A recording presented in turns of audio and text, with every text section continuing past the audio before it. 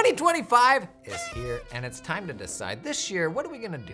Are we gonna do more, or are we gonna do better? Today we're running through 6 common things that come up in the course of running your firm and what the more path is versus the better path. Because your problems are not gonna be solved by running a bigger firm or a longer client list. In my experience, that just made my life worse. So let's get into it. Number 1 common thing we encounter, being asked to do more for a client. Client comes along, they're like, hey, dude, love what you're doing for me. Could you make these little simple IRA contributions for me each pay run? Could you do whatever this one little odd additional task is for us? Old me would have been like, nice. Good stuff. This is a great signal that they love what we're doing for them. And if all I want to do is more, I'm gonna say yes, right? But here's the thing. That additional task, that thing that they're asking you to do on that engagement, are you only ever gonna do that for this one client? Ugh. If so, is it something that you're ultimately gonna come to regret? Because it's easier to add the thing that you already do for 100 clients than to just say, yeah, we're gonna do this special one-off thing for them. And there may still be situations where this makes sense, but if we're leaning into better this year, it just can't be an automatic yes. Because it's those little one-off asks that we collect on all these different engagements that make these engagements all kind of take on a life of their own, right? Okay, second common scenario, adding a new service. Maybe clients are asking for it. Hey, can you get into X service for us? Old me would have been like, yeah, buddy, we're doing something right if people want us to do even more for them. But the fact that it is good for them, for the client, does not mean that it's necessarily good for me. In fact, it might even be a signal that it's like, oh, this work is like kind of sucky and thankless, so I would rather somebody else do it than me hire people to do it. And so the more decision, what I would have done in the past where I want to take on more and more responsibilities, I would have said, yes, a couple people asked for it, let's roll out this service and see how it goes. But this year, let's hit pause and let's consider, is this better than what we already do or not? So what are examples of better? Is it more profitable than the other services that we do? Does doing this new service make another service that we do more profitable? So for example, if I do a client's books, will it make the tax work more profitable? If I do their bill pay, will it make my advisory work more profitable? A lot of good examples of this. But make sure that new service is somehow going to make the project as a whole better or more profitable, or, last consideration here, more staffable. If you're a tax firm and you are blocked on staff, it's probably because you're trying to do more tax work, the very hardest work to staff. If I can roll out a new service and people will pay me just as well to do that service, but it's vastly easier to staff than something else, that's better. Okay, number 3, adding another client. One of the best vanity metrics out there. How many clients do you work with? And the more guy would be like, let's make that list as big as we can to make the firm look more impressive.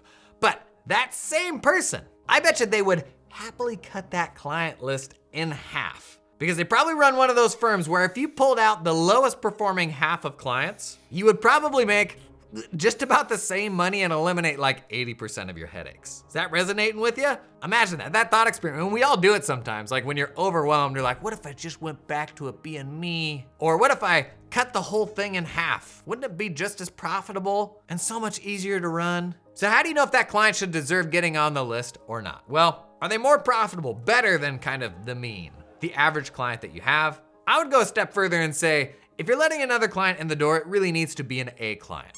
It needs to be like near the top of the clients that you have today. Because if it's a B or a C client, and it's not a client that in 24 to 36 months you're gonna be excited about, then taking them in today is probably actually gonna slow your journey to having a more premium list of like A clients in the future. Now, most firms, they're struggling to even agree and get alignment on what an A client is today. So that may be a prerequisite to having a really clear picture of what a better client is for you this year. Just hit pause and have that conversation. Are we excited about this client because it's more or because it's better? Number 4, hiring another staff person. Ooh, let's just go through that same litmus test again. Are you in a state where you can imagine cutting the business in half, cutting half of the staff loose and half of the clients loose? And when you do that thought experiment, are you like, oh, that would actually eliminate like 90% of my headaches? That's the case for many of us. Like when you do that sort of dream scenario that you would probably never actually do in practice. And if that's where you're at today, that's probably a signal that we've made some decisions in the past that we're focused on more rather than better. And so what is a better hire look like? A better hire brings something to the table that you don't have today. Maybe that's a new technical capability. Maybe that's a different level of energy. Maybe that's an aptitude for change that doesn't exist within your team right now. Are there times where you just have to hire people to like make more of the sausage? Maybe. Just know that if that's all you ever do, then you're not doing better. You're just doing more, and that can be a trap. Number 5, adding another tool. That new app. Gang, I can be shiny object guy. Like if you cut me open, that is what I am at my core.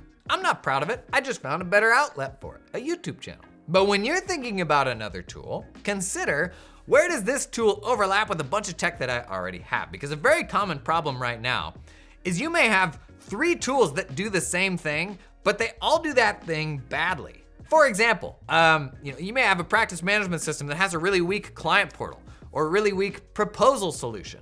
And you buy it and you're like, okay, that's cool that it's got it, but that feature is like so bad that you don't even use it. And so you still haven't solved the underlying problem of I need a good solution for this thing. So you buy another tool and we just end up with this mess of tech, right? All this overlap, a hodgepodge of different solutions that may not even ultimately solve the problem that I have to begin with. So if you're looking at a new tool, ensure that what is the very specific thing that it does better than anything else that I already have? Because we all know just more tech can be a real mess. And I would actually recommend, for somebody like me where I get excited about adding a lot of new stuff, you also have to counter that with an excitement for getting rid of the old. What's the stuff nobody's using and what can we eliminate? If you wanna be aggressive about adding stuff, you gotta be aggressive about removing stuff as well. Number 6, last one, let's talk about making more money.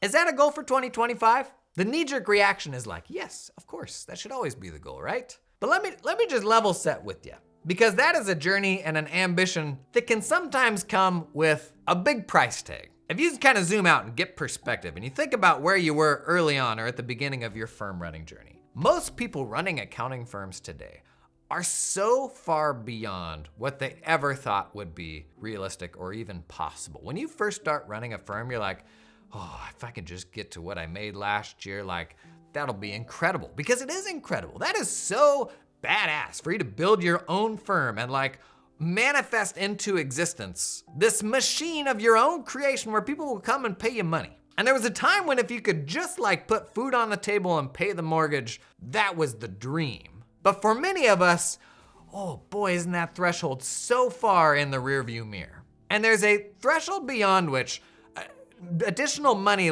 is not going to be a big driver of additional happiness. And there's a lot of people that tune into the channel that run mature firms for whom that is the case. And the trap, if we're always on that same hamster wheel of trying to do more and being fixated on growth and all that, the trap can be in the journey towards financial freedom and financial success, we sacrifice the better freedom, that is freedom of time. Because when you set out to do your own thing, you wanted control, you wanted agency. You want to be able to decide what you got out of bed in the morning to do. But where you can find yourself is in a place where you are trapped and in less control of your time than you'd ever been before. Because now you have this machine that you're responsible for. Nobody else is gonna fix that machine when it breaks if you don't. And so you've built this big successful thing, right? Wow, what a cool business he has. What an amazing firm she's built. But you're now even more trapped than you were when you were building it for somebody else. So do you wanna make more money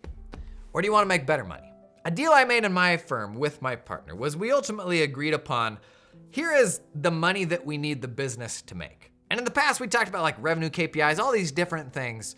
But when we were able to simply boil it down to here's the money we need to make, it made a whole lot of things easier. Every time we added a really profitable new client, it kind of gave us permission to cut some legacy projects. Whenever we maybe found a person who would be a great hire, we could put it in the framework of, is this necessary within the context of what we need to get out of the business? It created a box within which every year we could build a better firm, a more efficient firm, and find the most enjoyable path to getting out of the business what we needed from it, rather than falling into the trap of perpetually being on that hamster wheel of saying, we gotta do more, it's gotta be more impressive, we gotta get bigger. When the goal is simply to make more money, we often don't calculate the cost at which we're doing so. And when everything else around us glorifies running a bigger business and driving a better car, putting on the cape at the office when it's usually the people at home that are paying the price for that, then it's worth hitting pause and considering like, why are we actually doing this? Because if 5 years ago you would have been like, holy smokes,